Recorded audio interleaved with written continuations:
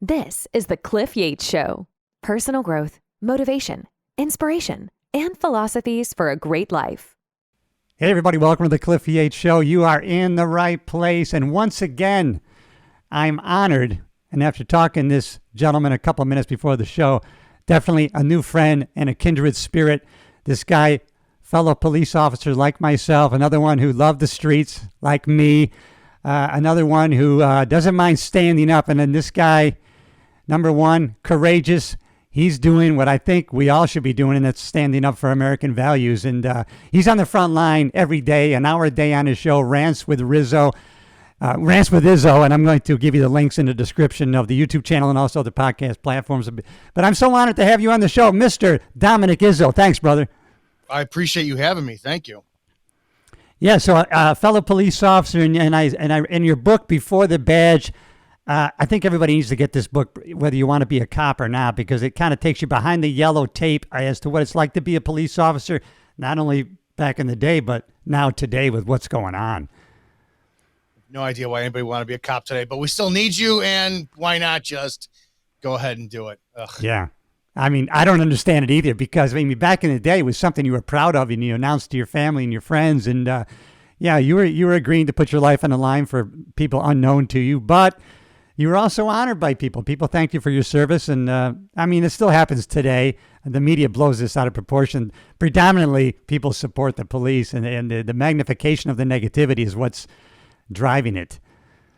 Oh, it's insane. It's insane. And then the vilification too, because of course I'm out in the Chicago area. I live 20 minutes outside of Chicago. Yeah. I worked in the northwest suburbs of Chicago. And obviously we had liberals everywhere who were just running shit. So I don't think too many people are proud of what they do today because they're not allowed. They're just not allowed to be. So you get men and women who are like, there's no pride in being a police officer. And I talk about this quite often. A lot of them are fucking it up. A lot of them are like crazy. So there's both sides of that coin there. Yeah, I agree. And what years were you active on the streets? 2001 to 2019. Okay, great. So I was, so I was at one of our, I worked for the LA Sheriff's Department. So I was at I had a cush job at the time of 9/11. I was on Universal City Walk in our county area. We have a substation there. And so after 9/11, first of all, a lot of tourists and everything. Can you imagine after 9/11, we had the Universal Amphitheater there, and I was working a private entity gig for a concert, and I happened to walk this elderly lady in who was lost for her seat. I happened to walk her into the amphitheater to sit her down to her seat. The whole place stood up and applauded me just because I was there in uniform helping people. And you know what? Not much has changed with the cops. What has changed is with the media perception, what they put out there. They used to applaud us just for walking into a room. I'm going to go both angles. I think both have changed because I think you got a lot of stupid candidates on the street. And I really, and if your audience is really pro police, understand I am pro cop. I'm also just pro do your job exactly how you're expected to do it. Absolutely, yeah. We don't have that. I was a rookie. I was in my third phase of FTO when 9/11 happened. Even my town, 60,000 people in the area of where I lived in with a town. So it's not that big of an area. We had every single, the town I was on bordered, like we have no space in between, like Illinois, people think farmland and whatnot, unless you're northwest suburbs, and it's just saturated. So you're talking about, Cook County where I live in is 5.8 million people. I worked in Lake County, which is just north of that. So it's still within municipal distance of the city, so to speak. Yeah. We had every single gas station was packed that day. I'll never forget. We all got called in, nobody off, and we all had to guard gas stations because people were just lines around the block for people trying to get gas because they thought it was going to go up to $9-10 a gallon. Oh, yeah. We did get people thinking that, oh my God, thank you for your service and that. Then you get a lull. And and I'm not going to lie, the only time ever, so 2001 to 2015, so a 14-year span of time was the next time that I ever experienced people massively thanking us for our service. And that was, we had a very famous case up here in Illinois. It was the Lieutenant Charles G.I. Joe Glenowitz case in Fox, Illinois, where a cop was gunned down by 3 men. And it turns out that wasn't the case. And it was an alleged murder-suicide, which I still don't believe to this day. Or just a suicide, excuse me. And we had people thanking us for that whole, the entire investigation. thank you. Oh my God, it's great to see you on the street. Thank you. And I was like, this is profound. And actually, that's when like all of my social media and everything came up into play, because that specific moment reminded me, I work for these people. My job is to honor the Yeah. Constitution. My job is to honor my oath. And yeah, and I looked around, and we have a lot of shitty people on the street. And I know that it's a relationship between the public, but on both sides, we can and we have to do better. Well, Dominic, there was a push starting in, I don't want to, maybe the 90s. Let's get away from the people that were in the military. Let's get away from the people that had been involved in a fight in a physical art, right? And let's get away from the people that are involved in physical sports. And let's get more of a different kind of person. Oh, yep. Now, what year did you get hired? Well, I started in upstate New York for a rural sheriff's department. We had 20 road deputies in 1977. Okay. So then I went to LA County Sheriff in 1983. So I've seen this, But wait a second. That means you were part of the height requirement years. Of course. Yeah. Oh, yeah. The 6'1" and above in upstate New York. Yeah, that's right. 5'7". And I remember I wanted to be a police officer when I was a kid. And my mom said, it's not going to happen. You're never going to be taller than whatever. And it was a 5'8" requirement. I was in high school when they got rid of the requirement. And I was like, oh my God, yes, I can be a cop. That's right. And, yeah. Yeah. And testing, I'm an anomaly, right? I from the time I filled out my first application till the time I got hired was 4 weeks. I never did multiple testing. And I knew the horror stories. I didn't go to college. I went to community college for 2 months and I dropped out. So in my era, it was you need the 60 credited hours. And I'm like, what are you talking about? I was 26 when I got hired. So I got my ass handed to me in the real workforce for a little while. I'm like, you could put any one of your 21-year-old candidates up against me. I'm going to smoke them all. Yeah. And these requirements, they ruined law enforcement in so many ways. Yeah. I'll just be, I'm like you, I'll just be vulnerable. It doesn't make me look that good, but I had to go back to the jail as a sergeant, which is one reason why you don't want to be a sergeant, because you got to, and the LA sheriff, you got to start over really and go back to the jail. So I had on my shift, a guy hung himself. And of course, when they hang themselves in the cells, it was a protective cell, but frequently they tie their hands behind their back, then they lean forward. Of course, they wanted to paint the picture like we murdered the guy. And so it came to find out the guys on my shift, a couple of them, they had lied on their walks on the tier, right? They never did them. One guy went off to the gym for 3 hours, and one guy went here and got chow and everything else. So the Board of Supervisors said, I want you to hang a supervisor. Do a supervisor on this. So they wanted to do me. And I even had made a check of that row myself as the sergeant. And so during my hearing to fighting my case, I actually brought that up. And I go, number one, the watch sergeant is responsible for the gym where the guy was. You never question him. The guy that went to chow, they signed out from the main control sergeant. You never asked him any questions. This was just to do me. And number three, because they said I didn't supervise these guys. Well, you don't check up on Cliff. You trust these guys. Yeah, I can't help it that you hired these kids that can't be trusted. Yeah, I trusted them. They took the oath, and I trust them to be in their spot doing their jobs. Yeah, I'm guilty of that. That's horrible, and I can't believe still to this day you got people who lie. Who lie on the job. It absolutely blows me away. People who lie on the job. People who don't know what the job is. Yeah. People who don't seem to remember that everybody's got a camera. Everybody's got a camera. Yeah. It blows me away. Me and my other buddy were talking about this. It's your own fault at this point if you get involved in something. If you don't realize you're on camera all the time, you're not playing to that camera. You should be playing to the camera. It's your best evidence. Now you got people that are video for you. So, you know what you're doing. If you can't take the appropriate actions, man, shame on you. But unbelievable. But it's a too bad. And it's funny because now I got it. And the reason I wrote my book, and I'm going to ask you about your book. The reason I wrote my book is I saw the lies, because my wife, who's was a deputy. She did 25 years. She was a background investigator. And she's just giving these people the hard questions. They would start crying. Dominic, they're crying. She's making these people, they're crying because they're home in the basement and they haven't been out doing a job, and she's questioning him on it. How come you have all these student loans? Well, if I don't, as long as I keep going to college, then I can get another student loan. Then I don't have to pay the other one. What? Yeah. It was crazy town during these backgrounds of these people, a large department has to hire like 1,000 people, right? So how are you not going to lower your standards, right? I mean, it's crazy. Oh, unbelievably, the standards are insane. I became an FTO in 2015, and the first class, there's 40 or 50 of us in class getting ready to teach other cops and that kind of stuff. And the instructor goes, first words out of his mouth is, "Congratulations for this responsibility. You'll never be able to say because I said so again." Right. And that was in discussion. It's like, it doesn't matter if you're in a gunfight and you want your rookie to get behind the engine block for cover. And it's like, if he says why, you need to tell him. And their justification was because these kids will go to command staff and complain about you and you will be written up. And it's like, holy shit, this is what's on the street today. I know. Massively irresponsible Dominic, people. this is what I didn't like happening. First of all, if I said to anybody, go over here or I'm taking you to jail, it was never a bluff. I was always at a legal standing or I never made the statement.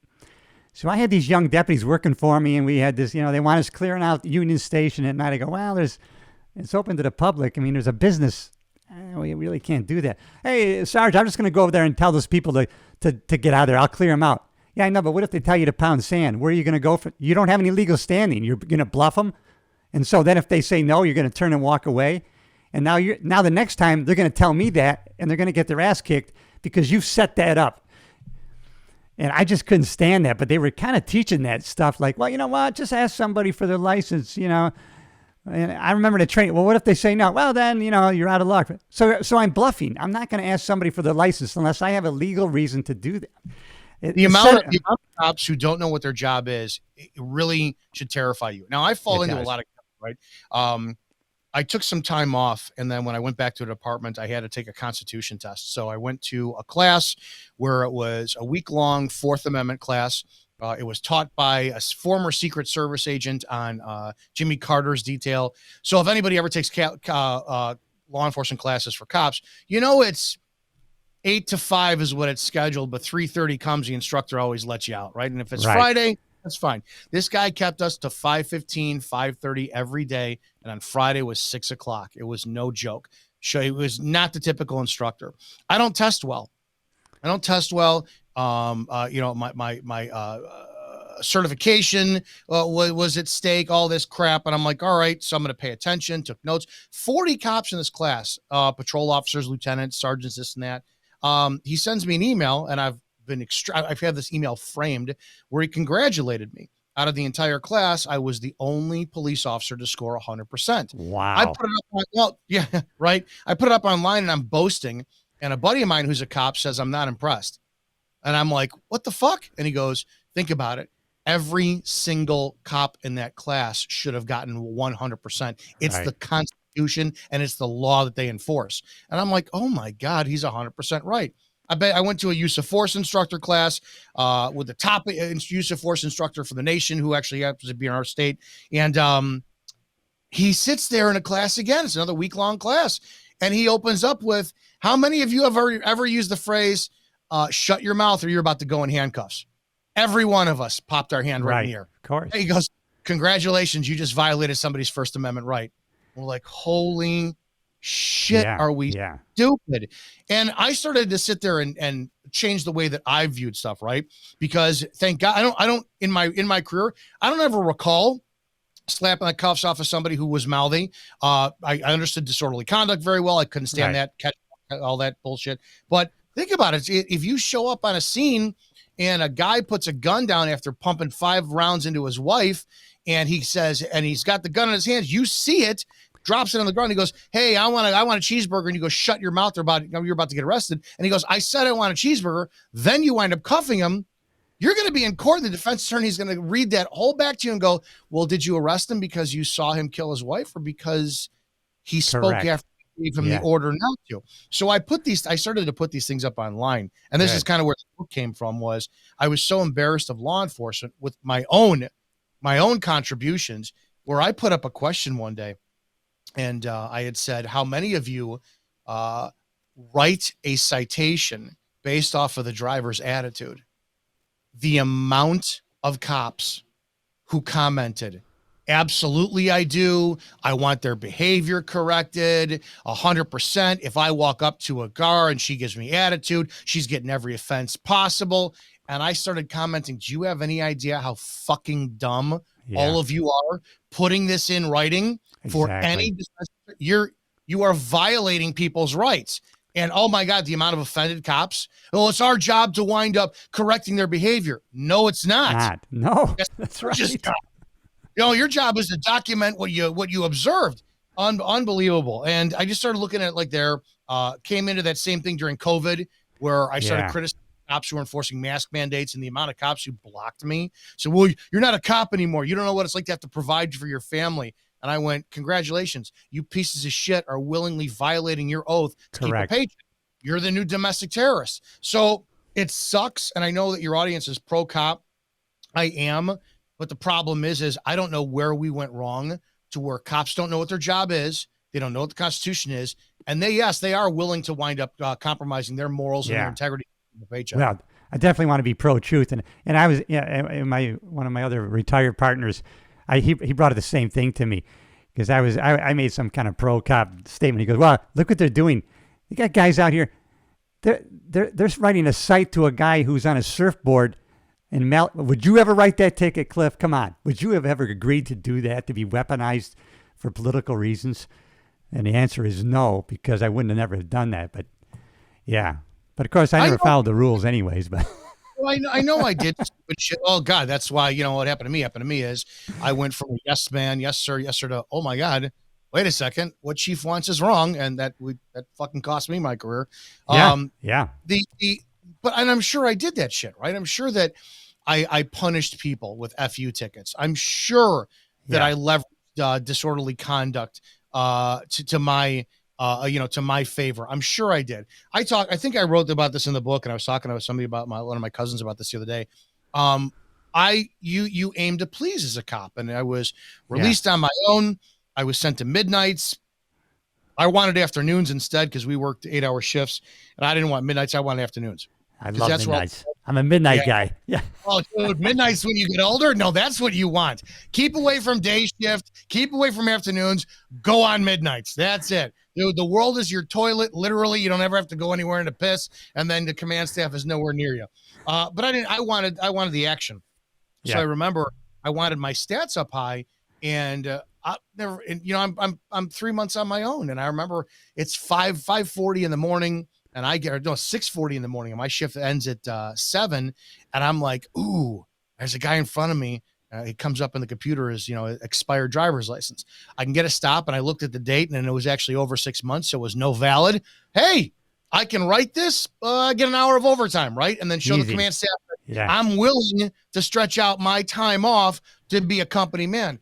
The guy was 64, 65 years old, been driving since before I was born. And I arrested him. I towed his car because his driver's license was expired for 6 months because he simply forgot to renew the license, and he was on his way to work. And I towed his car, put him in cuffs. I did a street booking, still put him in cuffs. The fuck was I thinking? What was I thinking? It's like, that's the kind of shit that turns company men into where we're at. I never understood the stating when you're a hammer, everything looks like a nail. I didn't understand that until I was about to into my career. And that was, I regret that more than fucking anything. And I look back every now and then and go, how many shit like that did I do for stats? Yeah. I know. And, yeah, it's true. It's funny. And then it's funny. So when I worked, my first patrol assignment was South Central, basically Compton, California. And so, and, when I went to patrol school, I thought, these guys are bullshitting, because they were telling, well, some nights, you won't be able to go to all the shootings. There's so many. And I'm going, what? This is bullshit. Yeah. And we got down there. I'm telling I remember I let people go. They had a small amount of cocaine, maybe a gun. I couldn't. People were dying. They were laying in the street. We got a shooting here. We got a shooting there. The things you triage, And then later, of course, I go to a small station where now you have the time to pick things. Yes. Yeah. Yeah. And then you have the people think about quotas. Like my city or my town was in between Chicago and Milwaukee. So all the stuff that we chased out, we got. I tested, and when I tested, my uncle, it was on Cabrini Green's fire department as a lieutenant. And it was he finds out where I'm going and he goes, "You have no idea where you're going to work, do you?" And I go, "No." He goes, "Enjoy it." And yeah, when they knocked down Cabrini Green, they started relocating people and it came in our town, all this kind of stuff. So for me, it was cool because I'm a suburb guy. I go do the job and I knew all these cops in the bar I was working at, all these suburb cops. Oh, that's right. You were a bartender, dude. I read that. Yeah. I here for 6-8 months. I come back and they're like, "Oh my God, you're a cop. Welcome, brother. Where are you working at?" And I'm like, "Listen, I'm working at." And they all go, "Oh," because they're like, "Yeah, I arrested somebody, last week." I'm like, "I arrested 3 people today." I know. Like, what are you talking about? Isn't that a weird difference? I mean, it was busy and it was a suburb. We did everything from the initiation to the responding to the call, to the handcuffing, to the booking. Yeah. You arrested, you were down. But what blows me away is that those little departments, they still demand their productivity. Anybody who says there's no quotas, no, by my generation, it was performance evaluations. Correct. Me too. It was shitty, and it was you had to do X, Y, and Z. It incentivized us to look for crimes. Yep. Proactivity. Yep. Yeah, I couldn't do that shit towards the end of my career. No way. There is no way. Oh man, it's so. Yeah, I was gonna say. Yeah, just the difference in the stations. It was funny because we're in the ghetto. Our cars are pieces of crap, and I can see the road, but the holes in the floorboard. Then I get out where I got sent to is out in this plush area, right? And the trustees are polishing the cars. They're shiny. Oh man, these are nice cars, man. Big difference. I miss, and what that did for me. I don't know about you, but it put me in a state of every now and then I have to remind myself. Now I'm in a shittier suburb. I'm not getting paid as good as like the Lake County, Illinois is one of the most affluent counties in the nation. You got Lake Forest, Winnetka.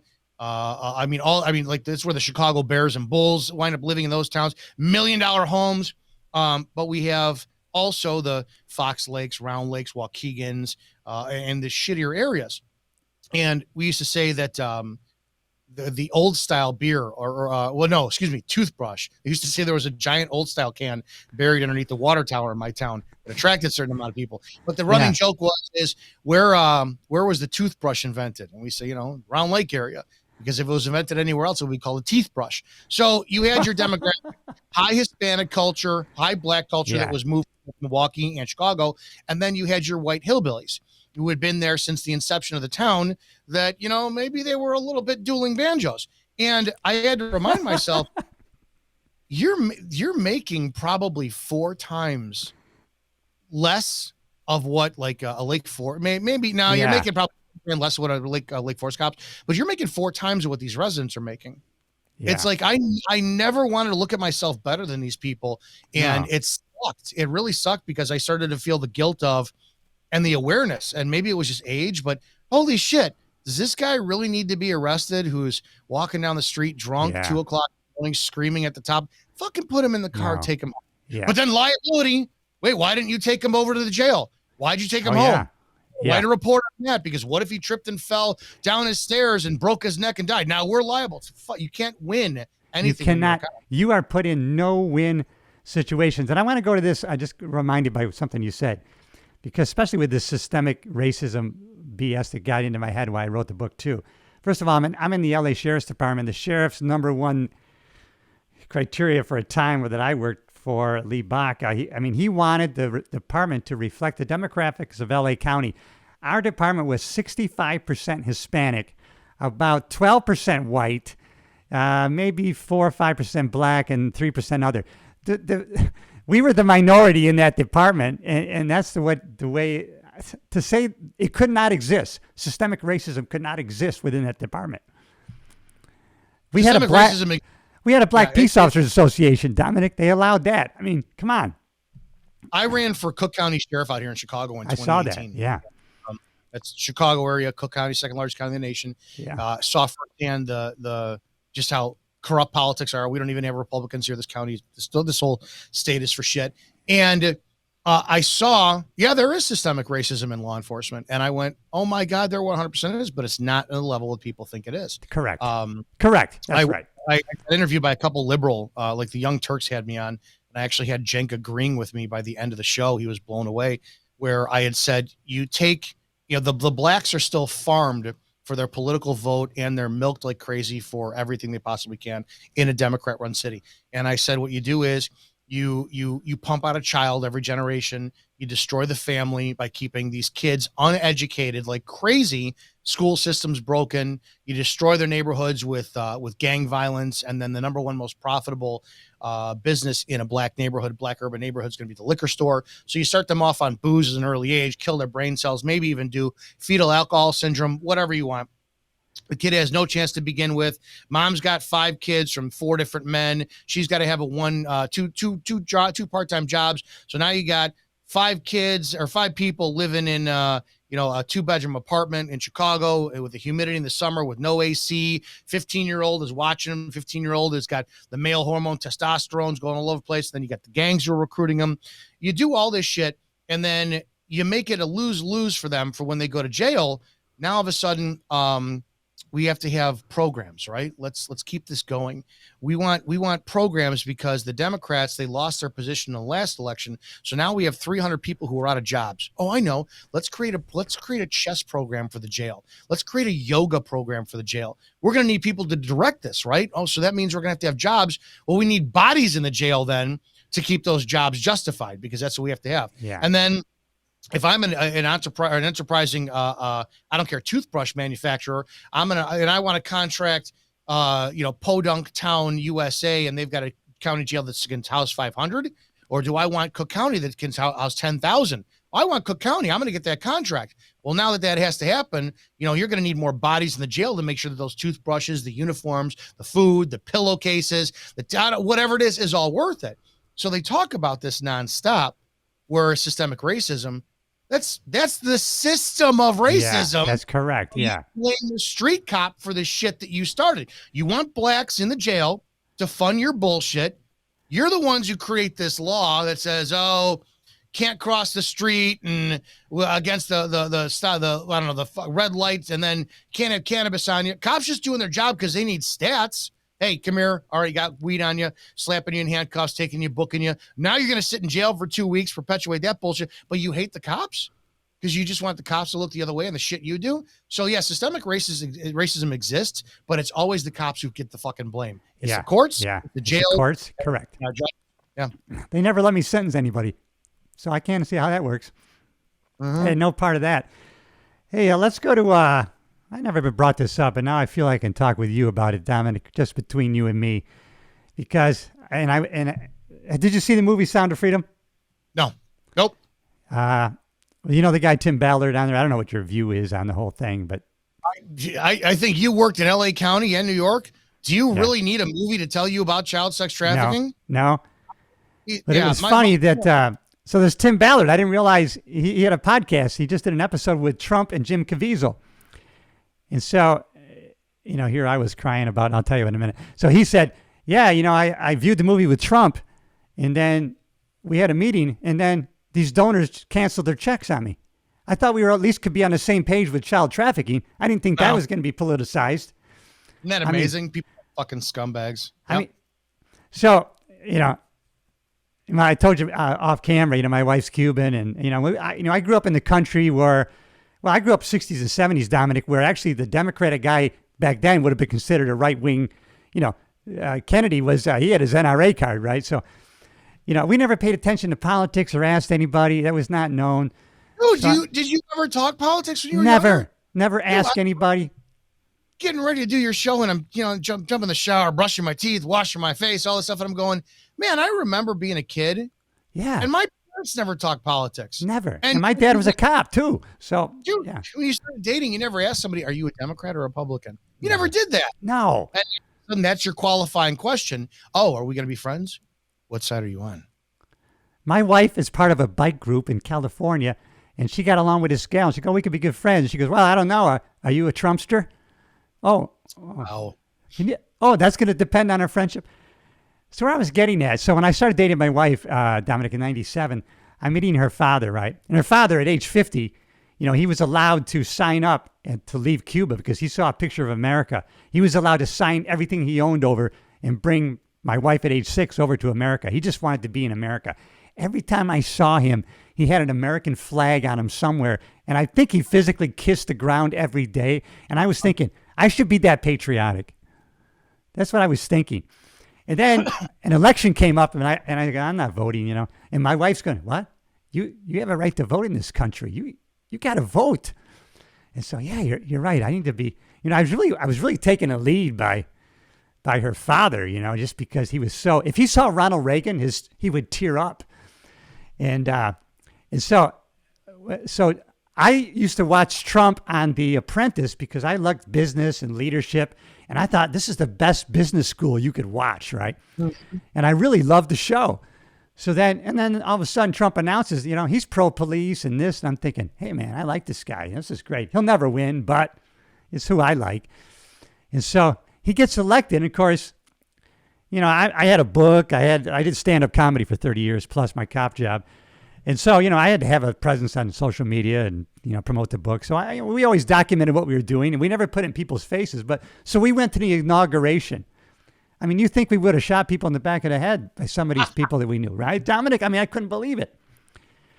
So that was the start of a little coldness. We kind of felt up here. I'm in upstate New York now in our summer area, which has a lot of liberals on these islands. And so when COVID hit and we moved to Florida, and people posted on social media, Alba, this can't be you out in public having ice cream without a mask, putting people at danger. All of a sudden, Dominic, friends who used to come here for dinner, we used to go to their place, they're ghosting us. If I confronted them with it, oh no, we're just busy, But then I heard from other people, no, it's politics. Really? This is the worst shit I've ever experienced. I have 3 close friends that we met at 14. I'm 48. We don't talk the last 3 years. I got a text from one of them just a couple days ago, and that was the first time since my mother's funeral in February. And then I haven't talked to any of them. That's okay. I haven't talked to any of them since for the years before. I have one of them who stopped following me on social media, and it's like, do you not remember the kids we were together? I know. You remember the 20s and the 30s? So it blows me away how stupid we are. I get sad about it. I know from your book you can be an emotional man too. So it saddens me, dude.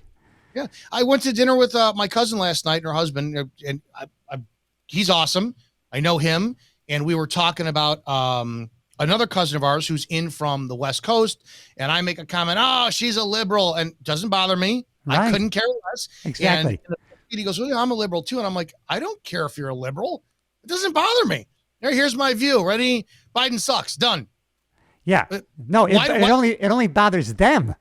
Right. Right. I'm a libertarian because I think the conservatives are just as stupid on a lot of issues. Yeah. If they're going to continue to prosecute Trump, go ahead, do it. Prosecute him.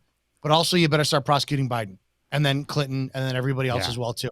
You want to be fair, and then I'll 100% accept whatever you bring to the table. But I don't like, I've dated liberal women, and I've never known how now all of a sudden it's like your liberal ideology is going to be the cause of us not bonding or talking. It blows me. It goes to the way, and I never separated people. I go by, you could be purple, whatever. If you're respectful and, I know right away. And that's why I always, if I go to a golf course, Dominic, I'm saying hi to the groundskeeper. You know what? It means something to him. Everybody else is walking by him and not even acknowledging his presence. Right. And that's just the way I am. And when you're that way, you don't have to pick and choose who you're being nice to. You never know who you're talking to, by the way, right? And I'm nice to everybody for that reason.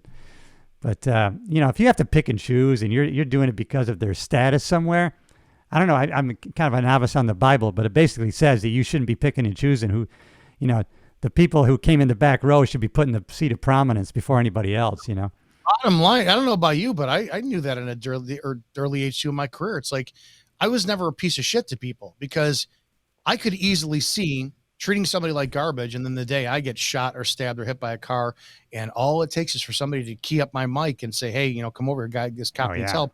I can picture somebody standing over me going, hey, remember that time you were mean to me? Yeah, enjoy, and then walking away. So I'm like, no, I don't ever want to treat anybody like shit. No. You know what? It just sparked a memory in me.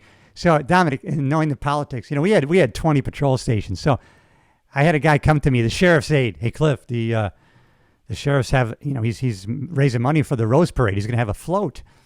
And do you think you could do a comedy fundraiser? Yeah, of course.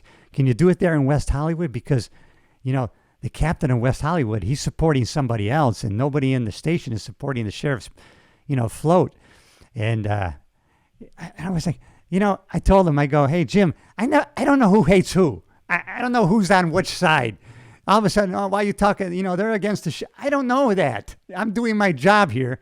I don't know who hates who and who I'm supposed to align myself with, Yeah, and that's the problem. Why do you have to? Yeah. I went to high school and I was a wrestler and an athlete, but I had art student friends, theater friends, the goth kid friends. It's like there was never a clique. I never understood that. No. And I don't know why we do that as human beings. I have no clue.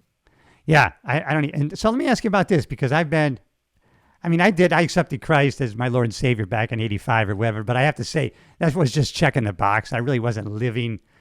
Not that I was living unchristian-like, but I wasn't reading the Bible and I wasn't learning about Christianity and Jesus or anything. But lately, in the last probably 7 years, I've become somewhat of a student of the Bible, and I read every day. And I'm going to this church that's unbelievable.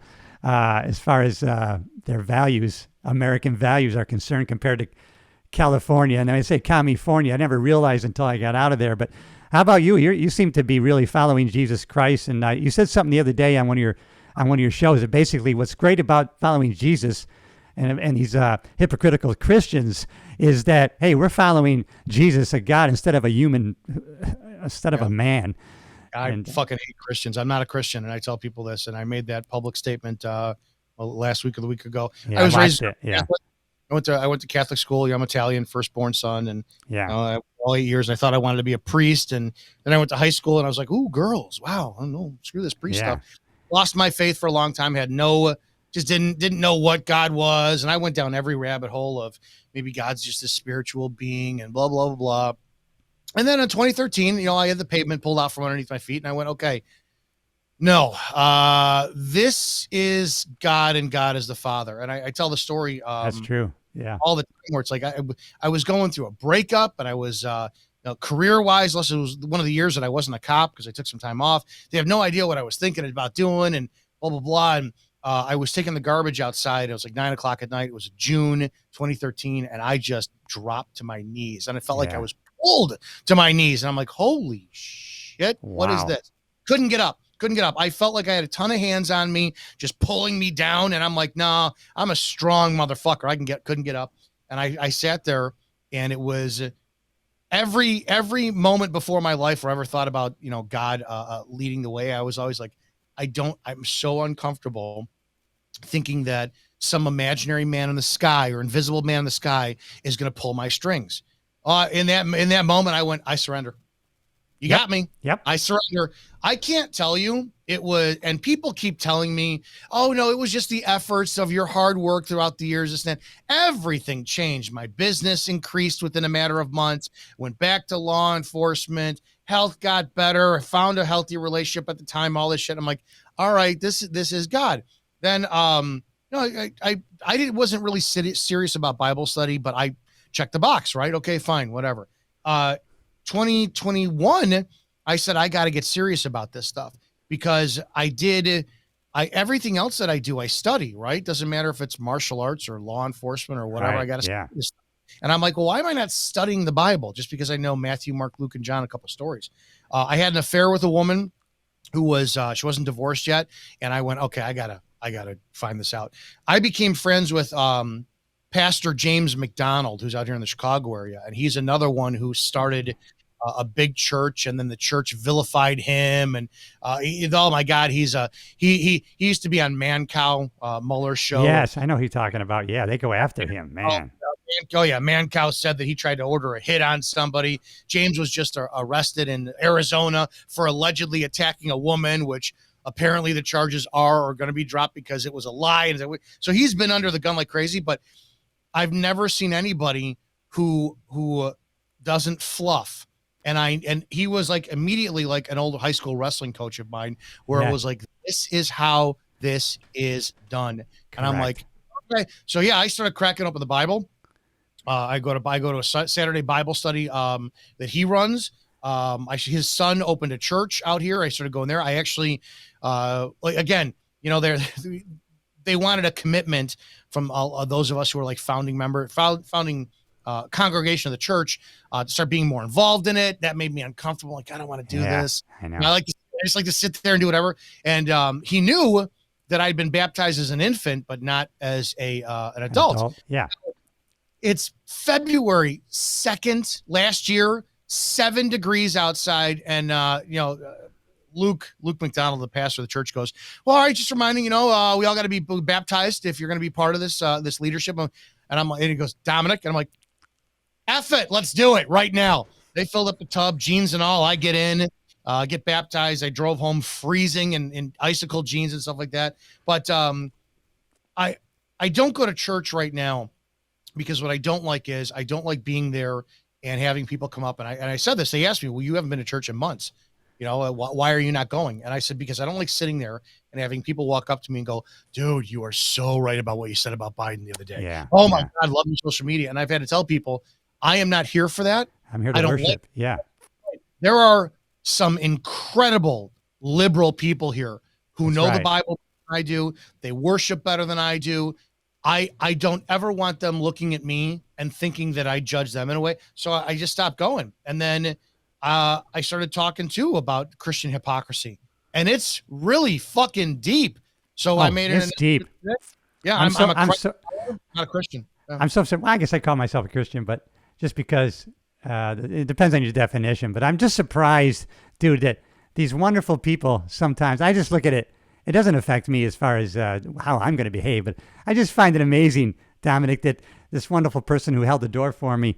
I mean, now in the parking lot, they're cutting me off and giving me the finger. Why? You know what I mean? I just can't. They're going to go to hell, or they throw their Bible verses in your feed, and then they say, "I'm just trying to iron sharpens iron, brother." I can't stand, and maybe that's just me. And it's like one of my biggest pet peeves is men who have never met me. I love you, brother. No, you don't. You have no idea who I am. Don't pull that bullshit. So I can't stand a lot of Christians and their hypocrisy. Hey, I love you, Dominic. Damn it. Literally, but I mean it. I mean it, though. Yeah. Me, that just means that off camera, I know the scumbag that I am. And I know, and it's like, I still have that problem of, dude, if you really knew me, no, you wouldn't. And so it's like, I can't stand that. I'm going to argue with you just because people will say to me, and I don't know why I take to some people. Okay. They go, hey, Cliff, that guy, I mean, he's really kind of an asshole. And I go, yeah, I know. I like that. I like that guy. Yeah, you might lose people. You might get emails. Oh my God, is on. I get a ton every time I do a podcast interview. I get cops who can't stand me will email the host and say, "Dude, why did you have him on?" Oh my God. Cops are cops and Christians, and maybe Christian cops are the worst fucking people on the planet. Dude, I have no fear. Listen, I mean, I don't want to get banned, but so I remember I was doing a big comedy show in LA and I rented out the theater. So I put out a what do you call it? A press release on my own. You hire a service or whatever. And then Channel 9, LA News, right? Hey, you want to come in and do an interview about your show? Of course. Yeah, come in. I do the interview and I tell this joke, Dominic. And I go, yeah, I'm LA's comedy cop, but everybody thinks I'm with the LAPD, and I have to tell them, we're different. We wear tan and green. They wear blue. We shoot people in the front. And everybody laughs. And I think, oh, man, I'm going to take heat from that joke, right? A couple of people did ask me, did you get permission to be on the... No, I didn't. Oh, man.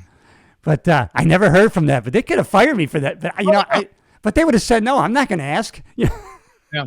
And we need to acknowledge this now. We know between LAPD and LA County Sheriff, LA County Sheriff runs the show. Oh, they always have. The LA County Sheriff, in my opinion, LA County Sheriff is the standard of law enforcement in America. Thank you. Always You're right. Thank you. 100%. Thank you for saying that, brother. Yeah.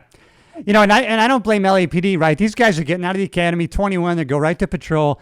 We got to go to that shitty jail for maybe 2, 3, 5 years. We're dealing with these gangbangers for 5 years. We're talking to them. We're interacting with them. I see how they talk. Outnumbered 100 to 1 sometimes. and you don't have the tools on your belt that a street cop has, so you have to learn how to treat people and you have to learn how to use your mouth. Oh yeah. Can you imagine? Or maybe, I don't know, maybe it was bad that we had this reputation. I don't know. I would work the city of Linwood, adjacent to Compton, by myself. I mean, I would pull up to a group of gang members, 7, 8 of them, and just point to my hood. They would all just get on the hood. Total compliance. I mean, different agency. Yep. Yeah. LA County Sheriff. Like I've said it before, I honestly think that they are the preeminent law enforcement agency in the United States. Saying that, I think they are too. So it's funny. Talk about hypocrisy. I gotta tell you the story. So I write this book, Deputy, right? So I'm writing this book, Deputy. So you see that badge right there?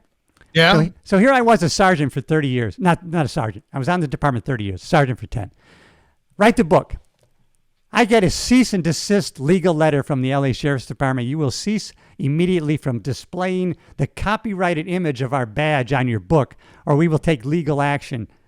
So I was allowed to make up a fake badge and misrepresent the LA Sheriff badge, but I can't use the real one. People went nuts. And of course, do you think I was quiet about that, Dominic? You shouldn't be quiet about that. I took a picture of the cease and desist letter and plastered that everywhere. This is what the department thinks is important. What the? Yeah. Oh, God forbid you make $4 off of every book sale you get. Yeah. Oh, exactly. Imaging. So does that mean you can't put photographs of you up online? It's just so stupid. So ridiculous. Yeah. Yeah. Law enforcement is just it's a joke in so many different areas, and they worry about the wrong shit. Where do you think we're headed, buddy, with this election? What's going on? I don't even here? know. I have no idea if we're going to make it to 2024. Right. I'm so tired of this. We nonstop stream of what is it? I was talking to Murph from the Daily Murph. Yeah, man, that was a great show, by the way. And everybody's got Rants with Izzo, great show, which is on Screenly, or what is it on? It's on Rants of Izzo every Monday through Friday live, noon Central, 1 Pacific. That's 11 Mountain and 10. 10 Pacific, 11 Mountain, noon Central, 1 Eastern. Great show, man. Spreely.tv or rantsofizzo.com. Rantsofizzo.com. Okay. All right. Spreely TV. Great. And Speak Freely, Spreely. Oh, I got it.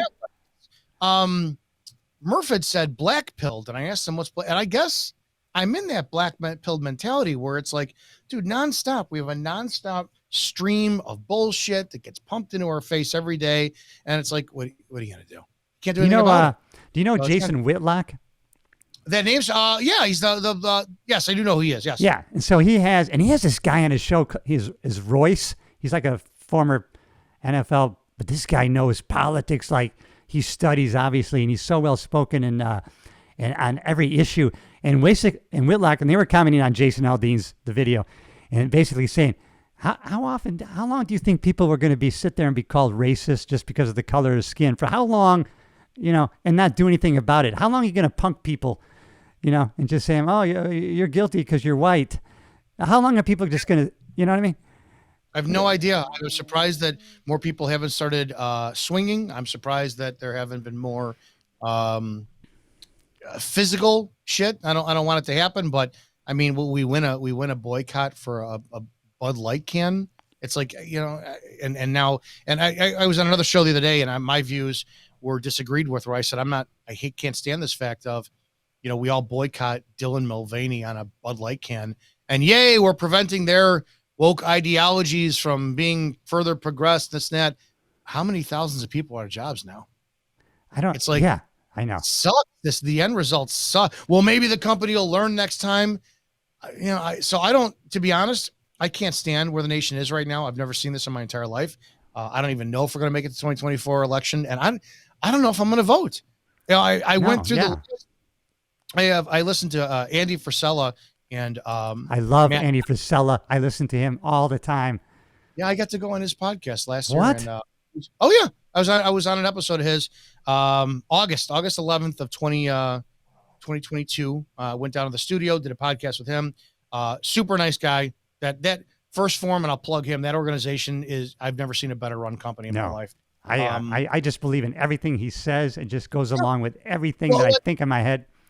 Problem what he said is, and so after meeting him and getting to know him a little bit, when he says something, I'm like, all right, I'll listen a little bit more now what he's saying. Him and Matt Couch both say you have to vote. This is during the midterms. it's our responsibility to vote because let's just say that there is a fraudulent election. We need to come out and say that the numbers of people who voted do not representative of what the tallies you get. I'm like, yeah, all right. That makes Now sense. like, yeah. Yeah, but we did that, and Carrie Lake what still happened. lost. So no, and this is why, and I agree with something you said the other day, not to interrupt you, but I was like, because my buddy says, Cliff, you're always so positive. Why are you saying this? Because he's always saying, man, people are becoming aware of this. I go, what's going to happen? I don't see anything happening. What is awareness doing me? Nothing's happening. And I was kind of being a dick to him. Like, well, you told me I should be voting. I voted. It didn't matter. Well, you can't look at it that way. If you think that's the way it is, we're fucked. I go, well, we are. Yeah, I think we are. But, Yeah, that awareness bullshit. That's what I with Sound of Freedom was the same thing. Oh, you need to watch it to spread awareness. What are you going to do? What are you going to do about it? Yeah. On for decades, centuries, and you want because a movie yeah. So I would not mind if Putin has enough and he doesn't drop a nuke, but he drops like an EMP and it just knocks out everything and we're back in Stone Age. I'm probably okay with that for a little while. Yeah. It's funny because oh God, I lost my train of thought on that, but it was just on the voting, and and that's what I know I was going after because my podcast. I'm into. I went to Tony Robbins and did all these things, and I did too. Did you walk on coals, walk on fire? Yep. As a matter of fact, I did it in 1992 with 2,000 people in Anaheim, California. Yeah. My wife saw the results in me before we were married, and she says, "I want to do that program." She did the 30-day program. Every goal she wrote down it happened. Yeah. And then she goes, if you ever I want to go to a live seminar. I go, oh, okay. So sure enough, 2018, the year before the pandemic thing, we went in LA, 15,000 people. Yep. I went in 2009. It was fantastic. Even his other speakers, aside from who him. Came and spoke when we were there? Pitbull. I love that son of a bitch. Oh, really? I love Pitbull, man. You know what he says? First we make the sandwiches, then we own the sandwich shop. And he still says, man, this is the greatest country, man. He's going to fight for that. So I don't know. I'm starting to think, Dominic, because even though I'm into motivation and personal growth and listen, don't be a victim. No one is. You make your life what you have total power. You're giving it up. But I'm almost thinking, and maybe having a podcast, speaking, because now I'm looking around, oh, somebody in Asia is listening to me. We need to all start speaking up. Maybe this is what we should be doing, having these podcasts and every day putting this out there because, the traditional media is hating this. We've taken their power away. Yeah, somebody else said it the other day. I was listening to Patrick McDavid on I love PDD, man. I found him, and I can't believe him. I remember, dude, he had like 10 followers when he started. He did. John Oliver did a video on network marketing and condemning it, and I've been in network marketing forever. Yeah. And he got like 3 million views, and Patrick McDavid explains what network marketing is. And I'm like, oh my God, this is the greatest thing I've ever seen. And so I started following him. But he told Joe Rogan, he goes, the mainstream media is gone in like 5 years. So I'm like, yeah, this is the take. But then people are going to have to start discerning what they want to believe and what they don't want to believe. That's correct. You have 3 large mainstream media sources or 300 smaller sources. So who are you going to believe? You're going to have to make a choice, which is with, it's funny, and maybe see if you have any background on this, because I just my view was, and I was reading these books, I go, they say it, I'm thinking, as soon as they started taking God out of America, and I started looking in the history, I go, holy shit, we were all about being a godly America when we first started. And they've taken it out of everything, and they lied about the separation of church and state, which actually emanated from when somebody was a bishop, and they were also the head of the city, and that was what they meant was. And it was never it's never in the amendment. Thomas Jefferson put that in a letter, separation of church and state. But people come to believe that it's written in there. Mm-hmm. Oh, yeah. Now you have, like in Chicago, you'll have these pastors telling or suggesting people how to wind up voting. But why is that? Why is their tax exempt status not taken away if they're doing that? That's correct. So it's ridiculous. What do you think about these? I'm so enamored by people like Candace Owens, and she's got such balls, man. I mean, she must get death threats every single damn day, man. Sure. I don't know anymore, because when they first came out, they're all heroes, and now they run businesses. So everything is a business. And you know what it is I'm tired. I'm really tired, because every day, I live in a northwest suburb of Chicago, and the daytime population of the town next to me is 1 million people, and then just 15 minutes down the road is Chicago. Now, my county is 5.8 million people. I got a great cul-de-sac. I don't agree with her politically. I live six houses away from Tammy Duckworth, Senator Tammy Duckworth. Yeah. Yeah. My neighbors to my left are from India. I got a liberal crazy lady next to them, Middle Easterns across the street, Polish couple here. There was an Asian couple. I couldn't give a shit. It's the greatest area in the world. But my phone tells me on a daily basis that I should be waking up and hating anybody who opposes me anyway whatsoever. And I'm tired of it. No, I don't do it. I don't do it, man. The happier I am. No, I am just, I don't know who put it out there, but I'm just, hey, you know what? It's like in the Bible, it says it's just like pouring hot coals on their head. I'm just kind to people, and I'll just be nice to them because that's, I put my grocery cart back. I do shit like that just because it tells me what kind of character I have. And sometimes I just have to prove it to myself, and it gets habitual. Yeah. But I appreciate you having me. I don't want to take any more of your time, but maybe I hope you come back on the show. You're coming on mine next. Oh, man, I would love that, brother. And I'll tell you what, you are putting the message out there. You're a courageous, you speak truth to power, and you're doing it, man. And the reason why you can do an hour every day is because you're speaking from the heart. If you weren't, you'd have to write something down and you'd have to read it. But if you're speaking from the heart, you could do an hour. And that's why you can do it, brother. I really believe that. Yep. And so I'm going to put all of, listen, if you haven't subscribed, people, subscribe to the YouTube channel as long as we're still on. We'll see what happens after Dominick. No, we're on. I'll put all of Dominick's links in the YouTube description and on the podcast platforms because we're on, what are we on? Amazon, we're on iTunes, Spotify. We're all over the world, Dominick, and you are probably going to bring me, I'm probably not going to have 10 followers. I'm going to have 10,000 now because of you. And I don't know why you agreed to come on the show, but I got to tell you, heartfelt thanks, my man.